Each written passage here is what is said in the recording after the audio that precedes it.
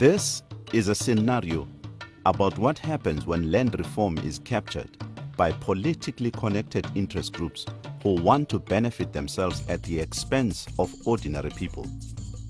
But how does this connection and capture happen? Well, it begins shortly after the 2016 local government elections, where the ruling party has lost voters to the opposition. So, in order to gain support ahead of the 2019 national elections, the ruling party enables increased control by traditional leaders over land in communal areas. This is done with the expectation that the traditional leaders will then get their people to vote for the ruling party.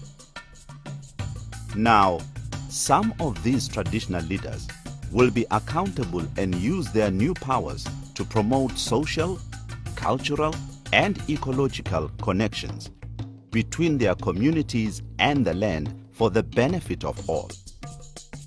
However, other leaders will exploit the situation to benefit only themselves and their friends. Meanwhile, the large number of new land claims exceeds expectations. Among these claims are several extensive pre-1913 claims from royal families and Khoisan communities which affect large parts of the country. Some of the institutions established to hold land obtained through the expanded restitution program will then suffer a failure of governance. This allows unscrupulous leaders of trusts and communal property associations to do deals that benefit themselves and their commercial partners, not the previously dispossessed communities they are supposed to serve.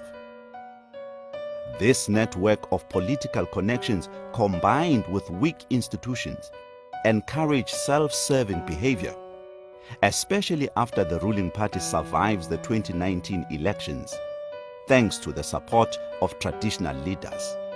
Faced with harsh economic conditions, the rising power of traditional leaders, weak communal property associations, and growing political pressure on the ruling party, government is unable to hold land reform beneficiaries to account.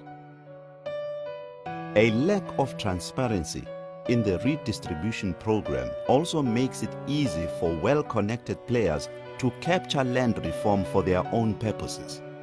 This leads to a sense that the powerful are entitled to exploit the system for their own profit. So the winners are those who hold power and broker deals. The losers are ordinary people who live outside these networks of patronage. So, where does this all lead by the year 2030? Well, within a couple of decades, there will be very little tenure security for rural households, and women in particular will remain disadvantaged. In communal areas, we also see land previously used for crops now being used for communal grazing, and communal property institutions are involved in disjointed and ineffective food production, which impacts South Africa's food security. In addition to this, the captured redistribution program has given rise to mining deals and other industrial projects that scar and pollute the landscape.